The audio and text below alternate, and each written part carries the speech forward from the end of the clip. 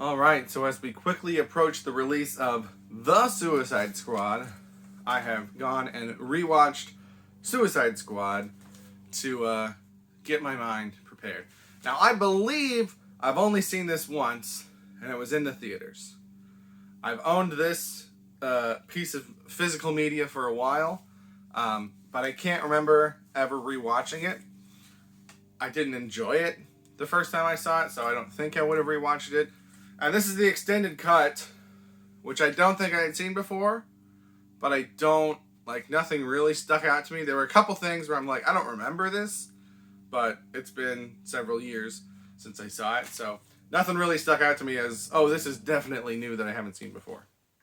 But I gave it a rewatch. I wrote down some notes to try to have some new things to say, because I know this movie has been talked to death. Some of what I have to say is going to be stuff that you've heard before. Hopefully some of it will be new. So I'm just going to get into my notes here. Oh,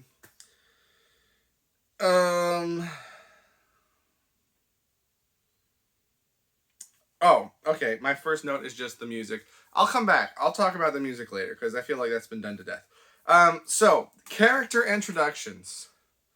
I kept writing down how many minutes into the runtime we were when I thought we were done with character introductions, and I kept having to erase it and correct it as we kept getting introduced to new characters.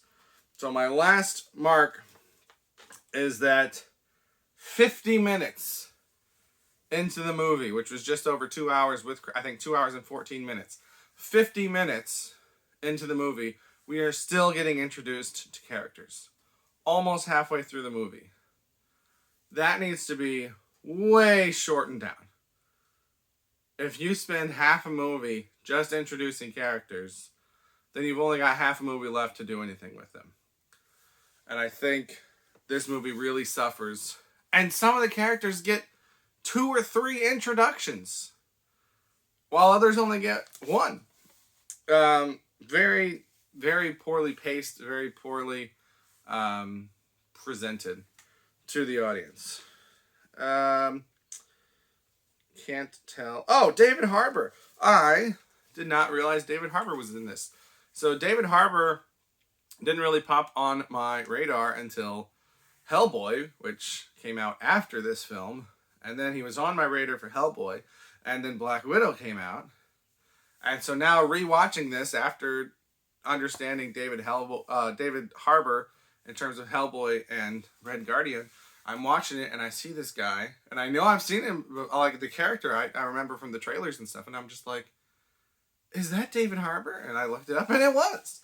So David Harbour now add to the ranks of those that have acted in Marvel, DC, and Dark Horse films. Not too many have gotten all 3.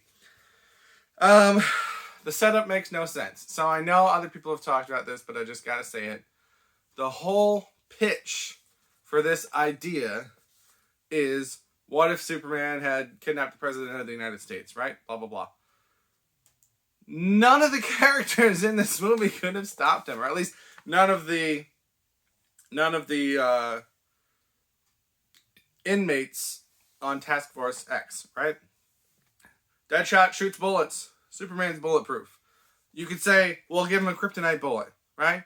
But if you have a kryptonite bullet, you don't need a Deadshot. Anyone with a kryptonite bullet could take out Superman. Guy with boomerangs, not going to do nothing. Girl with a bat, not going to do nothing. None of these characters could stop Superman. In fact, many of them were stopped by Batman. And you could get into, well, Batman could take down Superman. But that's just not how it would go.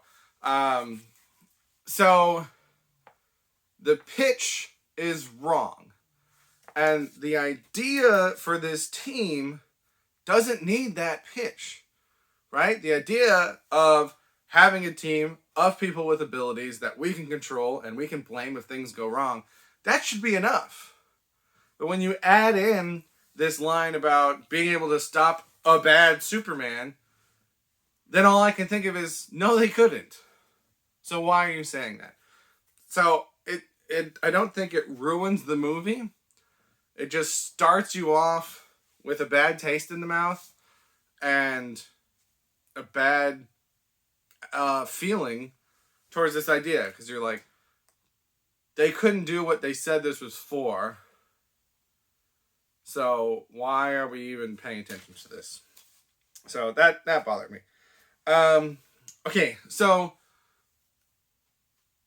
we have a couple character introductions, and then we have a scene where Amanda Waller is pitching this idea again to some people, and then we move to a scene where she's presenting the idea to a bunch of other people in a conference room. That's where the movie should have started. Skip the first character introductions, skip the pitch, and have quick character introductions all in one scene. Boom, boom, boom, boom, boom, all in a row. That's going to cut way down on that 50 minutes of character introductions. And everyone complains about the music of this movie. The music is the worst during the character introductions, because they keep switching to a new song every time we meet a new character. And it seems like some angsty 15-year-old wanted to show how cool his music was, and so these songs have no theme, they have no relation to the story, there's no connection. It's just, oh, this is a cool song, put it in. Oh, this is a cool song, put it in. And I think Guardians of the Galaxy shows how you can take something like that, but make it work in the movie and for the movie, because there's a purpose for it being there. Whereas here it's just distracting. So if you get rid of the way that they did the character intros and instead do it in like an actual presentation, you could say that that's not as creative, but it's going to be faster. It's going to get us into the story quicker, and it's going to get rid of all that music crap that bogs down the beginning of this movie. Because most of the movie doesn't have that, but that's what people walk away remembering is, oh my gosh, they had so many songs that they just threw in for no reason. Fixes that problem, fixes the length of the introduction, start in the presentation scene, and edit it together from there. I wrote down mixed tone. So it's very difficult to try and sell a movie where on one hand you've got Harley Quinn trying to be crazy because it's funny and ha ha ha and look at how crazy I am. And on the other hand, you've got the Enchantress speaking in this horribly digitally altered voice who's supposed to be scary and intimidating. There's a movie to be made about Harley Quinn. There's a movie to be made about the Enchantress. And if you want to put them both in the same movie, you need to make those two things mesh, and they don't do that. Then you throw in things like El Diablo, Killer Croc, and all these things that are totally different, and we're seeing them all for the first time in this one movie, and we don't get to see them interact with the world as much because we spent so much time just introducing the characters. And so the tones clash. And so, is this a comedy movie? Is this an action movie? Is this a superhero movie? Is this a supernatural movie? It's trying to be all these different things at once, and they don't go together at all.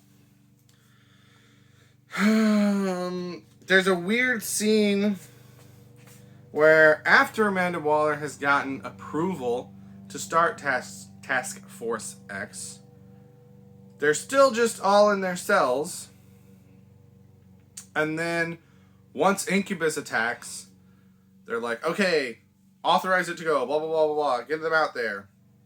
And then they round them up, and they inject the bombs into their necks, and they tell them the whole deal, and then they go out in the field. Now, maybe I missed something. Maybe the timetable was very, very close together, but it seems like they had approval for the team, and then they did nothing with it until an event happened. Where what they should have done was, they got approval for the team, they explain how it works to everybody, do the injections, get everybody up to speed, then they wait, and then when something happens, you can send them out right away.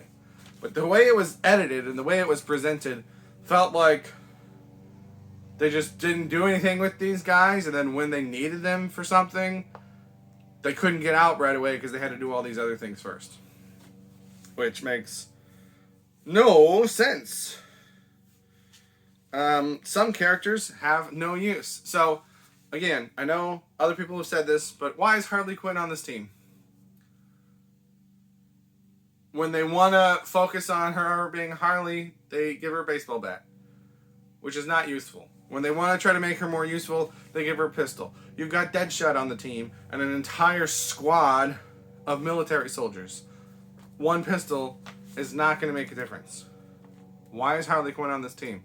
Boomerang barely belongs on this team, but at least he's got his video boomerang that he can use for reconnaissance, right? He's got things that they can do. Deadshot's got the aim. Croc has the strength. El Diablo has the fire. Harley Quinn does not need to be on this team, and she's only in here because she was popular. But they didn't just bring her in, they brought the Joker in. So let's talk about the characters. If you're making a movie that's focused on a team, and you need to introduce all of those characters to the audience, most people in the audience, for the first time, there's a couple ways you can do that. You can go the X-Men route, where you say, well, they all have pretty much the same origin, and they just have different powers. So they're all mutants. This is what a mutant is. This one's got ice powers. This one's got claws. This one shoots lasers out of his eyes. Right? So you don't have to keep track of their backstory. You just have to keep track of their powers.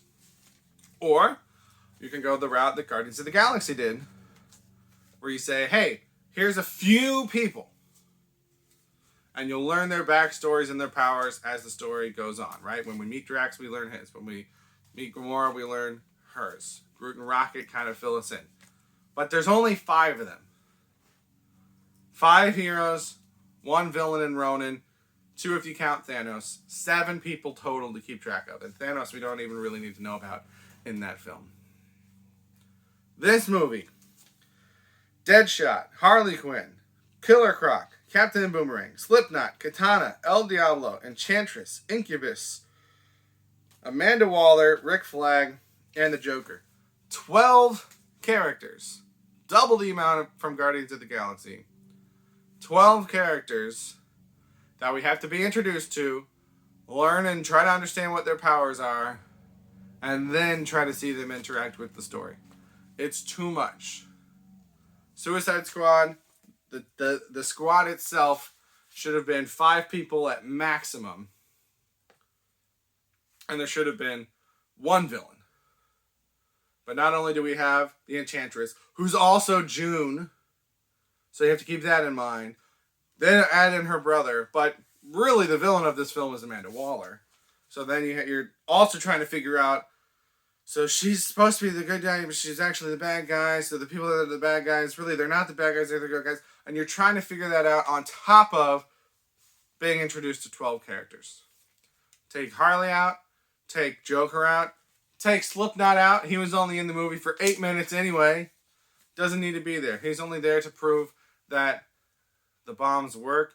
You could just as easily blow up a bomb, not in anyone's head, just to show everyone, hey, these actually work, and then they all get it put in their neck. You don't need a whole character to do that. Katana does nothing in this film, right? So who do we keep? Deadshot, Killer Croc, Captain Boomerang, El Diablo, and Rick Flag. That's your task force, right there. 5 people. Don't need Harley. Don't need Slipknot. Don't need Katana. Don't need the Enchantress. The Enchantress could just be a villain. She doesn't have to start out as part of the team and then leave and betray them and then free her brother and then. It could just be, here's the team. Oh no, now this new witch got freed and we gotta go deal with her. Why are we making this way more complicated than it needs to be? Oh, what else did I write down? So here I think is the biggest hurdle. It's too early in the universe, so at the time this film was released, how many movies were in the DCAU? Man of Steel and Batman vs. Superman? This is the 3rd one, is that right? Someone's going to yell at me if I'm wrong. this was early in the universe, and you're trying to sell the idea that we need to use bad metahumans to stop other bad metahumans. The problem with your logic there is that the only reason you can use these bad metahumans is that they've already been caught by the good metahumans. So we know about Superman. We know about Batman, who's not a metahuman, but he catches metahumans. And in this movie, we're introduced to the Flash, who catches metahumans. So at the point that this movie starts, there's no metahuman in the world that is both bad and unable to be caught with the resources that we already have. Now, if you get far enough into a universe where you can explore the ideas of, oh, Batman can't catch everyone. Oh, Superman can't catch everyone. Oh, the Flash can't catch everyone. Or, oh, this guy that we thought we trusted turned out to, if he's like an Omni-Man in Invincible, turned out to be someone that we can't trust at all. If you get far enough into a universe, then it makes sense to have this backup plan in place. But at the part you're at, you don't need that. It doesn't make sense because what you're talking about hasn't happened. So the biggest problem with this movie, I think, is it takes a concept that works in the comics because of the history in those comics and then puts it in a medium where that history is non-existent. So the whole thing just kind of falls apart. So why did they have Task Force X? Was it to stop Superman? No. Superman was dead at this point. Was it to stop a metahuman that was attacking? No, because that didn't happen until Task Force X had already been put into motion. So why did they put it into motion? There's no reason for it. There's no call for it. They just did it. So, this movie has a lot of problems, but they're all things that can be addressed, which make me hopeful for the new movie coming out, The Suicide Squad. Number 1, character introductions. This movie seems to have way more characters, which I assume means either introductions are going to be bam, bam, bam, bam, bam, bam, bam, bam, bam, or we're just not going to get introductions, and they'll be just an offhanded comment or one line of dialogue or something like that, if that, and we move on. And if you don't know who it is, you don't know who it is, don't worry about it, it's not that big of a deal.